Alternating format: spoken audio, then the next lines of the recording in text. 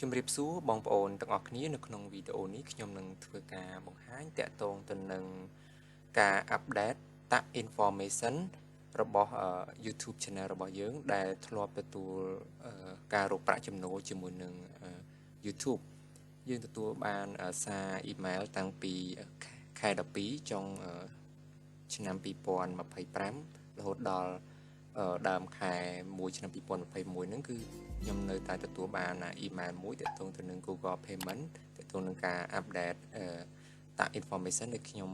មិនទាន់ធ្វើការបំពេញដោយសារតែការបំពេញតាក់ information បានផុតកំណត់នៅថ្ងៃទី31ខែ12បាទគឺឆ្នាំមុន2025ហ្នឹងឥឡូវដើមឆ្នាំ2026នឹងហើយយើងនឹងធ្វើការ update តាក់ information តើតើនឹងបើសិនជាអ្នកទាំងអស់គ្នាទទួលបានអ៊ីមែលបែបនេះយើងធ្វើការចុចតើតើនឹង update tax info នេះមកបាទអញ្ចឹងយើងមើលនេះគឺតើតើនឹង expire date ដែលខ្ញុំ submit តាំងពីឆ្នាំ2022គឺវា expire ហើយឥឡូវគឺយើងរាប់តាំងពីថ្ងៃទី1 Jan នឹងមកយើងនឹងធ្វើការបំពេញ form នឹងវិញដោយយើងចុចត្រង់ចំណុចពី submit new form បន្ទាប់មកយើងធ្វើការចុចពាក្យ start new form ហើយយើងចុចពាក្យ start form ឥឡូវយើងចាប់ផ្ដើមតាក់ទងនឹងជំហានដំបូងគឺតាក់ទងទៅនឹង United States Tax Info នេះគឺគេសួរប្រភេទ account របស់យើងហ្នឹងតើយើងជាប្រភេទ individual ឬក៏ non individual គឺទី1យើងជ្រើសរើសយក individual នេះមកបាទហើយយើងចុច next បន្ទាប់មកតាក់ទងទៅនឹង IU citizen នេះគឺយើង you know បាទបន្ទាប់មកយើងចុច next ចំណុចបន្ទាប់ទៀតតាក់ទងទៅនឹងការជ្រើសរើសWH tax form Thai នេះគឺយើងជ្រើសរើសយកទី1ដោយសារតែតាក់ទងទី1ហ្នឹងគឺ WHBEN នេះ Ben ហ្នឹងគឺ non US individual អញ្ចឹងយើងជ្រើសរើសយកទី1ហើយយើងចុចពាក្យថា start WHBEN form នេះបាទចំណុចបន្ទាប់តាក់ទងទៅនឹង tax identity គឺតាក់ទងទៅនឹងឈ្មោះរបស់យើងគឺវាចាប់អូតូបំពេញហើយបន្ទាប់មកតាក់ទងទៅនឹង country នេះគឺយើងជ្រើសរើសយក Cambodia បាទយើងយក Cambodia គឺស្រដៀងការបំពេញស្រដៀងទៅនឹងយើងបំពេញលើកទី1ដែរតាក់ទងនឹង tax បាទយើងជ្រើសរើសយក Cambodia រួចហើយយើងអូសចូលមកក្រោមតាក់ទងទៅនឹងកន្លែងforeign TIN នេះគឺ optional គឺយើងមិនបាច់បំពេញទេខាងក្រោមនេះដូចគ្នាគឺយើងមិនបាច់បំពេញដូចគ្នាគឺយើងបំពេញត្រឹមតែកន្លែង country ដាក់ Cambodia នឹងមកហើយបន្ទាប់មកយើងចុចបន្ទាប់ទៀតបាទតកតងទៅនឹង address ខាងក្រោមនេះគឺយើង tick កន្លែង permanent នឹងមកហើយយើងមើលចំណុចកន្លែង country នេះគឺ Cambodia ហើយកន្លែង street address នេះក៏យើងយកមក click ត្រង់ចំណុចហ្នឹងមកគឺវាបំពេញនៅ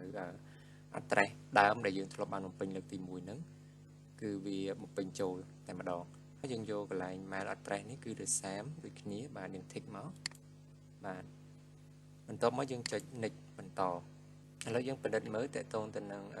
W8BEN tax form នេះយើង review មើលម្ដងទៀតតកតងទៅនឹងឈ្មោះរបស់យើងអីចឹងទៅហើយនឹងអាស័យដ្ឋានខាងក្រោមហ្នឹងតកតងទៅនឹង tax treaty បាទ tax treaty នេះគឺវាមានពីរជម្រើសទី1គឺ no ទី2គឺ yesតកតងទៅនឹងចំណុចសំណួរគេគឺ are you claiming a reduced rate withholding under the tax treaty គឺយើងចំណុចនេះគឺយើងជ្រើសរើសយក no មកបាទបន្ទាប់មកយើងចុចពាក្យ next អូសចូលមកក្រោមតកតងនឹង activity and service performed in US គឺយើងអត់មាន service perform in US ទេអញ្ចឹងយើងចុចពាក្យ no ហើយយើងចុចពាក្យថា I tick កន្លែងនេះមកហើយចុចពាក្យ next ត្រង់ចំណុចនេះគឺយើងយកកន្លែង go paperless recommend នេះបន្ទាប់មកយើងចុច next ត្រ trongចំណុចចុងក្រោយនេះតកតងទៅនឹង document preview យើងអាច download ទុកក៏បានឬក៏យើងអាចចុច tick confirm នេះបន្ទាប់មកយើងចុចពាក្យ next ចំណុចបន្ទាប់ទី7នេះយើងចុច tick កន្លែង under នេះមកបាទ tick នឹងមកយើងអូសចុះមកក្រោមចំណុចបន្ទាប់នេះគឺ certify and sign គឺយើង tick កន្លែងនេះមកបន្ទាប់មកយើងអូសចុះក្រោមគឺយើងឃើញត្រង់ចំណុចមួយទៀតគឺ unchange status នេះគឺយើងមិនប៉ះពាល់ទេពីព្រោះពេលយើងចុចទៅគឺវាឲ្យបំពេញឆ្នាំតែយើងរំលងទៅដោយសារពេលយើងពេញ form លើកទី1ក៏អត់ទាន់មានកន្លែងនឹងដូចគ្នាអញ្ចឹងយើងអូសចុះមកក្រោមមកយើងចុចកន្លែងយក signature អញ្ចឹងតកតងទៅនឹងយក signature យើងជ្រើសរើសយកកន្លែង yes នេះមកបាទ I am នេះមកបាទបន្ទាប់មកយើងអូសមកក្រោមគឺយើងឃើញតកតងនឹង full legal name របស់យើងគឺអ្វីដែលយើងធ្លាប់បានបំពេញហ្នឹងឈ្មោះដំបូងឈ្មោះរបស់យើងគឺវាចេញកន្លែងនេះយើងមិនអាចកែបានទេបាទតែពីចុច yes កន្លែងយក signature នឹងហើយយើងអាចចុច submit បាទយើងអាចចុច submit ទៅមុខទៀតបាទរួចរាល់ហើយឥឡូវយើងមើលតកតងទៅនឹង form W8BEN នេះគឺ approve status approve ហើយគឺយើង submit ថ្ងៃទី12ហ្នឹងដើមឆ្នាំ2026នេះខែមករាហ្នឹងគឺនឹង expire នៅចុងឆ្នាំ2029បាទហើយតកតងទៅនឹងតាក់នោះគឺ 30% ឥឡូវយើងចូលមកមើល email យើងនៅទួបានតកតងទៅនឹង Google Payment យក tax information has been approved គឺរួចរាល់ហើយ has been approved រួចហើយតកតងទៅនឹងហ្នឹងហើយ tax rate តាក់ហ្នឹងគឺ 30% អញ្ចឹងគឺច្រើនដែរអញ្ចឹងសម្រាប់បងប្អូនដែលក៏រកចំណូលបាន YouTube នឹងគិតពន្ធបាន 30% ដកចេញពីចំណូលប្រាក់ចំណូលរបស់យើងបាទអរគុណច្រើនសម្រាប់ការទស្សនារបស់បងប្អូនទាំងអស់គ្នាសង្ឃឹមថាបងប្អូនដែលពុំទាន់បាន update tax information នេះគឺជាវីដេអូមួយដែល